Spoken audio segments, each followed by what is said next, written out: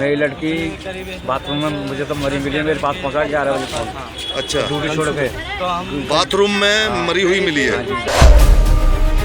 लड़की तो कहती थी माल दो, मैं गाड़ी दो, गाड़ी की डिमांड करते थे। अच्छा, 4 साल से लगातार ऐसे ही कलेश होता रहता था। 4 बार तो मार्केट गया वहाँ पे। तुम्हारी बहन 1.5 घंटे से अंदर बंद है। मैंने मेरी बहन 1.5 घंटे से बंद है, तो तुमने निकाला नहीं है? कहाँ पे बंद थी? बाथरूम में। निशान थे उसके शरीर पे कोई? हाँ, निशान गले पे था, वो बोली कुछ बता ही नहीं रहे थे। नहीं तो ससुराल वालों से पूछा आपने निशान किस चीज के हैं? तो उन्होंने क्या बोला? वो कुछ जवाब ही नहीं दे रहे, वो चुप है। अच्छा। सेक्टर 56 से एक दिल दहला देने वाली वारदात सामने आई है, जहां पर दहेज की भूख ने एक और जान गंवा दी है।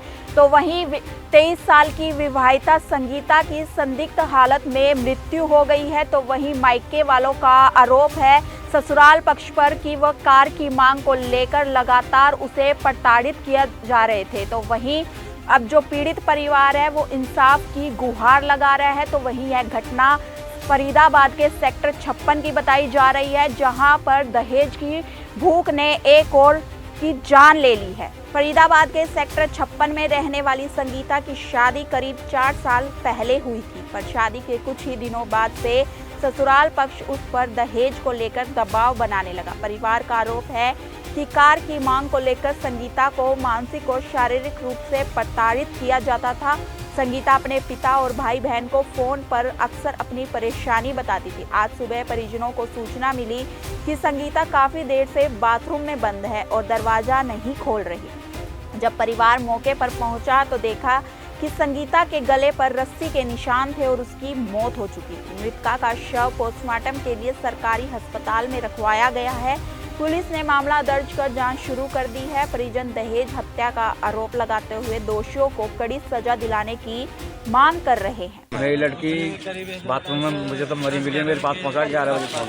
अच्छा, ड्यूटी छोड़ के बाथरूम में मरी हुई मिली है। मैं अच्छा, ड्यूटी छोड़ के गया हूँ। जब मैंने मेरे पास मेरी लड़की ने फोन करा है, अच्छा पापा जल्दी आ जाओ। मैं गया हूँ घर पर, तो देखा तो मरी पड़ी थी लड़की। क्या नाम था लड़की का? संगीता नाम है। कब शादी हुई थी? 4 साल पहले। 4 साल पहले शादी हुई। लड़की से क्या डिमांड करते थे वे? उसकी गर्दन पे अभी भी देख के आ रहा हूँ। लड़की तो कहती थी माल दो, मैं गाड़ी दो, गाड़ी की डिमांड करते थे। अच्छा, 4 साल से लगातार ऐसे ही कलेश होता रहता था। 4 बार तो मार्केट गया वहाँ पे।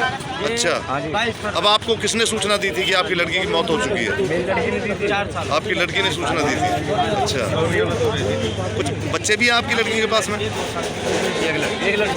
लड़की है। कितने साल की? 2 साल। 2 साल की। यहाँ कहाँ रहती थी? फरीदाबाद में, सेक्टर 56 में। कहाँ की रहने वाली थी पीछे से? भावना जी, आपकी बहन के साथ क्या हुआ है? सर मुझे नहीं पता, मेरी बहन की तो मेरे को अंदर डेड बॉडी मरी हुई मिली थी। मुझे कुछ नहीं पता, मेरे घर तो उसके ससुराल वाले ही आए थे आपको बुलाने के लिए? हाँ जी। क्या कहा था? उन्होंने ये बोला भाभी आप मेरे घर चलो, मेरी मम्मी बुला रही हैं आपको। मैंने कि क्या काम है, मुझे काम बताओ। कह रही नहीं आपसे कुछ काम है, आप चलो। मैंने कि मैं क्यों जाऊँगी, मेरे घर में भी तो काम है, मेरे बच्चे हैं। कहने लगी तुम्हारी बहन 1.5 घंटे से अंदर बंद है। मैंने कि मेरी बहन 1.5 घंटे से बंद है, तो तुमने निकाला नहीं है? कहाँ पे बंद थी? बाथरूम में। अच्छा। उसमें बाथरूम के अंदर पहले से ही इतना बड़ा, जब मैं गई तो इतना बड़ा छेद था उसकी कुंडियों के पास। तब मैंने देखा उस छेद में से देखा तो मेरी बहन अंदर पड़ी हुई थी। फिर मैंने रोने लगी तो मैंने कि मेरी बहन को निकालो। उन्होंने निकाला और मैं कह रही मेरी बहन को हॉस्पिटल ले चलो, तो कहीं की भी सुनवाई नहीं कर रहे थे ले जाने की। तो कितने बजे आपको बुलाने आए थे? मेरे को 10:30 बजे। 10:30 बजे। तो जब आप वहाँ पहुँचे तो हालत कैसी थी आपकी बहन की?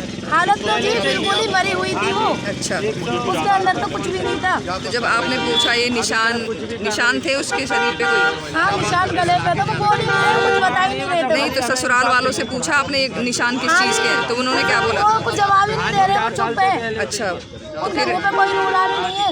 उनको ये भी गम नहीं है कि हमारी जवान बहू मरी है घर से। तो क्या मांग करते थे आपकी बहन से? वो जी 4 पहिए की गाड़ी की मांग करते थे। तो शुरू से ही परेशान करते थे? हाँ जी, जब से ब्याह हुआ है 4 साल से जब से परेशान कर रखे हैं। तो कभी कोई शिकायत वगैरह की गई? हाँ जी हाँ जी हाँ जी, पहले भी दरखास्त दे रखी थी। तो किस तरह से महिला प्रताड़ित थाने करते से थे? भी क्या होके कहते गई थे वो लोग? मेरा नाम सुनील कुमार चिंडालिया है और मैं नगर पालिका कर्मचारी संघ हरियाणा का स्टेट प्रेसिडेंट। सुनील जी, क्या हुआ है, क्या है मामला? देखिए, मामला है हमारी सफाई कर्मचारी महिला की बेटी का।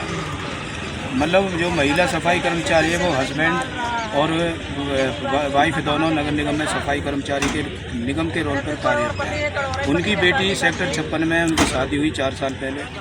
लड़की जब से शादी हुई लगातार ससुराल पक्ष उस लड़की को जो ना उसके साथ मारपीट करना, उसको तंग करना हर तरीक़ा से। और जो एक परिवार बता रहा है पीड़ित पक्ष, अब भाई कई बार 4 पहिए की गाड़ी को लेकर के भी उस लड़की को मारपीट के भगाया। और लड़की को जब उन्होंने भगा दिया तो पुलिस महिला थाने के सहयोग से वो लड़की दोबारा भेजी। उसकी पूरी कार्रवाई है, 2-3 बार ये हो चुका है। वो लड़की को लगातार टॉर्चर करते रहे हैं। अब कल अचानक लड़की की जो बॉडी ससुराल में ही उसके घर में ही उसके मतलब बाथरूम के अंदर बॉडी मिली और बॉडी काफ़ी देर से पड़ी है, लेकिन वहाँ सास भी मौजूद है, अन्य परिवार के जो उसका पति है वो सब मौजूद है। लेकिन वो खुद लड़की को ना निकाल करके उसकी जो छोटी बहन है, जो मृतक जो लड़की है उसकी छोटी बहन भी मात्र 50 मीटर की दूरी पर उसकी ससुराल है, उसको बुला करके तब लड़की को उसके हाथ से निकलवाया। इसका क्या मतलब बनता है? और फिर वो कल से अभी तक ससुराल पक्ष जो है एक बार भी बॉडी देखने बीके तक नहीं आए हैं, या मोर्चरी में भी बॉडी है। पुलिस प्रशासन को इन्होंने कंप्लेंट दी है, लेकिन पुलिस प्रशासन 24 घंटे से ज़्यादा हो गए, अभी तक कोई कार्रवाई नहीं बंद कर रहे हैं वो। और सुनने में यह आ रहा है जो पीड़ित पक्ष है कि वो कह रहे हैं कि हमारे ऊपर लगातार पुलिस प्रशासन ये प्रेशर बना रही है कि भाई आप फैसला कर लो 1-1.5 लाख रुपया लेकर के। मतलब हम ये पूछना चाहते हैं कि समाज कहाँ है? एक तरफ बेटी की ज़िंदगी चली गई, उसकी हत्या हुई, क्योंकि पहले 2-3 बार इन्होंने उस लड़की के साथ मारपीट करा, उसको मतलब बहुत ज़्यादा पीड़ित प्रताड़ित करते रहे। पुलिस प्रशासन दोबारा फैसला होकर के लड़की वहाँ जाती है और आज लड़की ने खुदकुशी करी है, उन्होंने मारी जो भी है, लेकिन लड़की मेंटल डिस्टर्ब थी बहुत ज़्यादा। वो कई बार कहती थी कि मेरे ससुराल में इतना मुझे परेशान कर रखा कि मेरा मन करता है कि मैं खुदकुशी कर लूँ, लेकिन सारा परिवार वहाँ मौजूद है। लड़की की बॉडी टॉयलेट में और सास ससुर उसका पति कोई इसको देखने तक भी नहीं जा रहा। ये न्याय कहाँ का है जो लड़की वहाँ मरी पड़ी है और वो देखने तक नहीं आ रहे? अब आप क्या कार्रवाई चाहते हो? हम ये कार्रवाई चाहते हैं इसमें कि जो न्याय संगत बात है, इसमें पुलिस ससुराल पक्ष के खिलाफ करे कार्रवाई, जो उचित कार्रवाई बनती है। क्योंकि पुलिस कह रही है जी पोस्टमार्टम रिपोर्ट आने पर कार्रवाई करेंगे। हम मानते हैं कि पोस्टमार्टम रिपोर्ट है, लेकिन जो उनके घर में बॉडी मिली है उस पर भी तो कोई कार्रवाई पुलिस प्रशासन उनके खिलाफ करे, दोषियों के खिलाफ। लेकिन पुलिस प्रशासन कोई कार्रवाई नहीं कर रही है। हम माननीय सीपी साहब से, एसीपी साहब से, पूरे पुलिस प्रशासन से, जिला प्रशासन से, क्योंकि ये केवल एक लड़की का मामला नहीं है, ये जो लड़की के माँ और बाप है वो हमारे कर्मचारी भी हैं और हम कर्मचारियों के नेता भी हैं। समाज का कर्मचारियों का ध्यान रखना हमारी जिम्मेदारी है।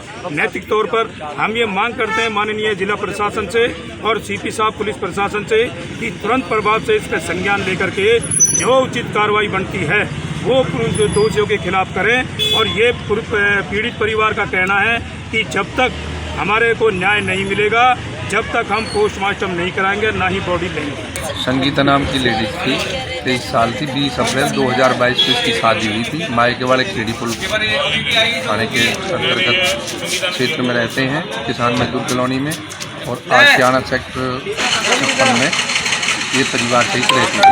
2-2.5 साल की बेटी इसके पास में। तो कल ये बाथरूम में थी, 2 बजे हमें फ़ोन आया, हम तुरंत वहाँ पर पहुँचे।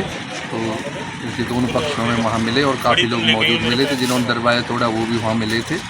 तो वो बता रहे थे भाई इसको मिर्गी के दौरे पड़ते पहले, और इसमें मिर्गी के दौरे पड़ गए बाथरूम में और गेट तोड़ के उसको निकाला। तो इन्होंने कहा कि हमें कार्रवाई करो, तो पुलिस को इन्फॉर्मेशन मिलने के बाद हम डेड बॉडी हमने जमा कराई। मैं खुद जमा करा के गया भी के इनको बुलाया, भाई अपनी दरखास्त दो या बयान दो, जो भी देना है कार्रवाई कराओ जो करानी। फिर इन्होंने दरखास्त दी थी, वो दरखास्त हमने DD दर्ज कर दी। बोर्ड से पोस्टमार्टम कराना था। दोनों पार्टियों की मीटिंग भी हुई इनकी आपस में वहाँ। इनका कोई चीज़ लेन देन की जो बात होती है ये दिया, तो लड़का भी था वहीं पर। हमने लड़के को आपको पहले पूछताछ के लिए बिठा लिया। फिर जो दरखास्त दी हमने DD दर्ज कर दी। पोस्टमार्टम कराना था हमें बोर्ड से। ये कागज कार्रवाई के लिए नहीं पहुँचे, हम VK में कागज कार्रवाई के लिए आ गए। दोबारा दरखास्त देने की जो बोल रहे, दोबारा दरखास्त जो देंगे उसके हिसाब से कार्रवाई करते हैं।